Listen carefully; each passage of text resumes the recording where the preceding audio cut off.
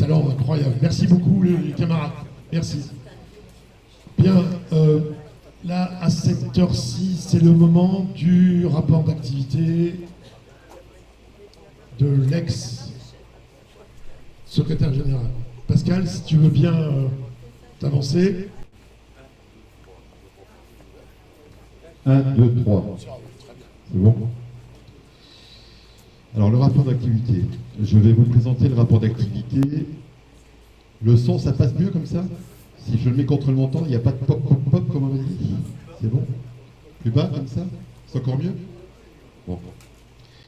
Je vais vous présenter le rapport d'activité de notre dernier mandat qui s'est exercé sur l'année 2019 à 2022. Rappelons-nous, notre dernier congrès a eu lieu le 6 et 7 juin 2019 à Strasbourg.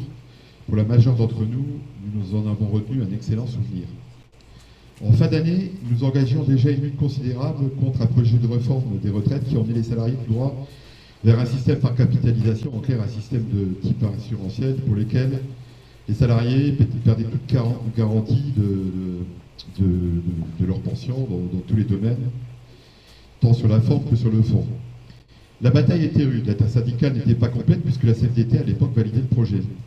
Certains diront que nous avons fait reculer le gouvernement, d'autres diront que la Covid est passée par là.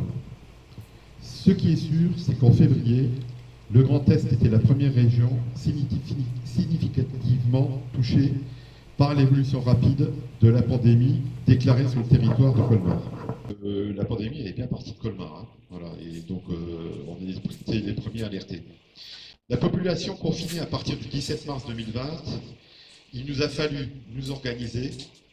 Je ne pense pas me tromper en disant que compte tenu de nos difficultés pour nous déplacer sur l'ensemble du territoire, nous avions pris les devants en matière de communication, tant par les outils de visioconférence que par la mise en place de notre chaîne YouTube. Pendant plus de 51 jours, nous avons organisé une émission journalière qui a permis de garder et de créer du lien avec tous les adhérents et les sympathisants. Même si notre collectivité a vite mis en place une organisation de travail à distance pour les administratifs et des mesures d'éloignement pour les agents des lycées, la commission exécutive a maintenu une activité très soutenue pour veiller aux difficultés des agents du conseil régional et échanger régulièrement avec la direction et l'exécutif. Autant nous avons eu des difficultés à travailler à distance avec l'administration dans le cadre des instances paritaires à l'époque, et autant celle-ci a pris maintenant l'habitude de privilégier le travail à distance avec les organisations syndicales. Facile à comprendre. On fait des économies et on n'est plus dans le face-à-face. À peine sorti véritablement de la pandémie, badaboum, la guerre en Ukraine. Vous avez entendu Thibaut Duchesne. Deux arguments sortis à chaque réunion pour nous indiquer que le risque budgétaire était grand et qu'il fallait couper dans les budgets. Cette période a fortement masqué les effets du PQSVM, plan de suppression des emplois Ah oui, non, c'est plan de qualité, service et de valorisation des métiers. C'est, en tout cas, c'est un véritable plan de suppression des emplois dans le lycée, près de 600 emplois. On n'a pas abordé les sujets qui fâchent tout à l'heure avec l'élu au conseil régional. Ce qui considère aujourd'hui qu'ils ont arrêté le processus et pour l'instant on ne le voit pas, c'est pour ça qu'on demande l'observatoire de l'emploi.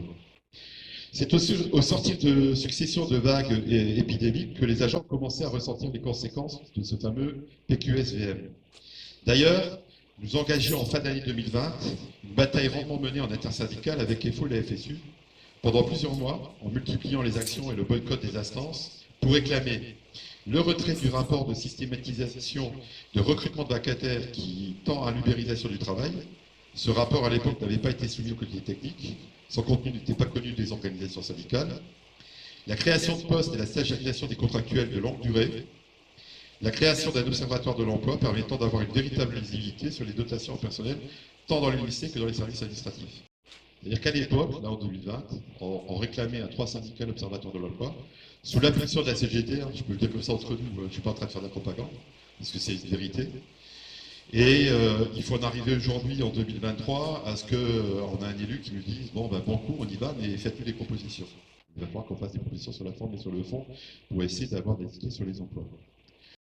S'en suivra l'entrée en période électorale dans les conseils régionaux, l'occasion d'aller rencontrer les candidats avec nos revendications pour essayer d'en tirer un certain nombre de réponses et voire même un certain nombre de garanties. Le candidat Jean Rotner étant réélu, il faudra un certain temps avant qu'il nous dévoile le nouveau conseiller régional délégué aux ressources humaines.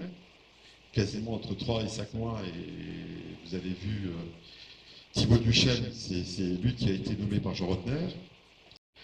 Au sortir de l'été 2021, FO abandonne l'action intersyndicale. Se démarquer bien avant les élections professionnelles, c'est leur marque de fabrique et c'est regrettable. L'exécutif profite de l'année 2002, année des élections professionnelles, pour temporiser et n'aborder aucun sujet qui fâche. Des promesses sans faites, un nouvel agenda social, des possibilités d'y inclure des revendications. Vous avez encore entendu les réponses de l'élu ce matin sur le dispositif. En parallèle, notre syndicat s'attelle à aller à la rencontre des personnels, expliquer la situation. Tous les syndicats font cavalier seul en cette période et c'est regrettable. Notre campagne est organisée. L'ensemble des militants ont fait un travail de terrain remarquable. Malgré le vote électronique, nous arrivons à réduire l'écart avec FO, avec 921 voix au CST. On s'était même fixé un objectif de 800 voix, on arrive à 900, donc l'objectif était largement atteint, si ce n'est que les camarades qui ont mis la chemise, mais pendant 3 mois c'était terrible, regrettaient de ne pas avoir eu la première place. Mais bon, c'est comme ça. En tout cas, on n'a pas à rougir de l'action. Parce que pour vous dire, il y a des camarades qui ont des photos, on a fait des opérations phoning. Là, je ne l'ai pas noté, mais je vous le dis quand même parce que c'est important. On communique avec les mails. On a des groupes de distribution, on communique quasiment avec 2000 agents. Près de 2000 agents, on envoie une newsletter tous les 15 jours à peu près. On envoie un spécial adhérent toutes les semaines. Vous notez le travail remarquable de Joseph, mais aussi de Laurent Laguerre, qui est collaborateur technique sur cette page. Et ça nous permet d'avoir les adresses, les numéros de téléphone, et pendant la campagne, ça nous a permis de les appeler pour leur expliquer l'objet du vote et l'intérêt de voter CGT. Voilà.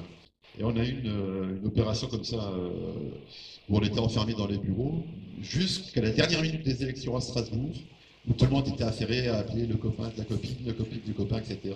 Il a voté, il n'a pas voté, comment on fait pour le joindre, etc. Et comment on discute. Voilà. Donc il est clair que ce mandat aura démontré notre capacité à respecter les orientations de notre congrès de 2019. L'articulation de notre organisation entre le pôle déploiement et syndicalisation et le pôle revendicatif a fait la preuve de son efficacité. Il nous reste toujours des marges de progression. Il s'agira probablement pour la nouvelle direction d'améliorer, d'affiner les choses, d'accroître le travail collectif dans les structures de gestion d'activités syndicales, les pôles et les secteurs en particulier. Le secteur communication devra être probablement renforcé. Fraternité et rassemblement sont les 2 mots que je retiendrai de ce mandat. Il faut féliciter tous les camarades qui ont travaillé en ce sens. Merci les camarades.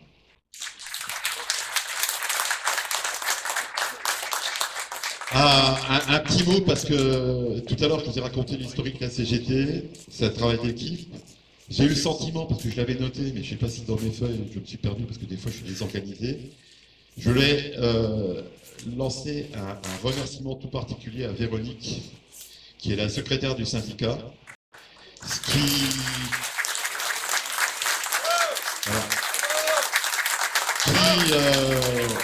voilà. Franchement, si j'étais pas tombé sur elle et si elle n'était pas tombée sur moi en 2017, j'en serais pas là parce que elle est un peu comme moi, elle est polémique de travail et j'arrive pas même pas à l'arrêter. Je lui dis il faut calme-toi et elle gère les agendas, elle gère les convocations. Hier elle devait gérer tous les inscriptions, elle avait encore des coups de téléphone. Tiens, j'ai pas eu ma convocation, tiens, j'ai une convocation pour le conseil de discipline. Elle arrivait à la préparation l'après-midi, elle râlait comme un putois, mais elle avait fait le boulot, quoi. Donc, Véronique, merci beaucoup. Voilà, merci.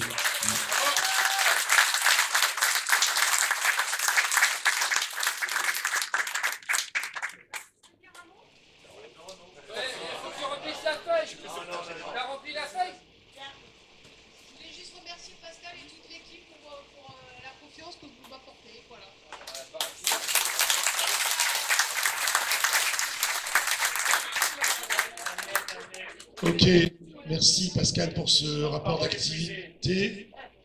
Là maintenant on doit procéder à un vote à main levée sur le rapport d'activité, si je suis bien le document. Donc, qui s'abstient, qui est contre, qui est pour. Merci mes camarades. Voilà. Donc ça c'est fait, le rapport d'activité, adopté, bravo, et merci.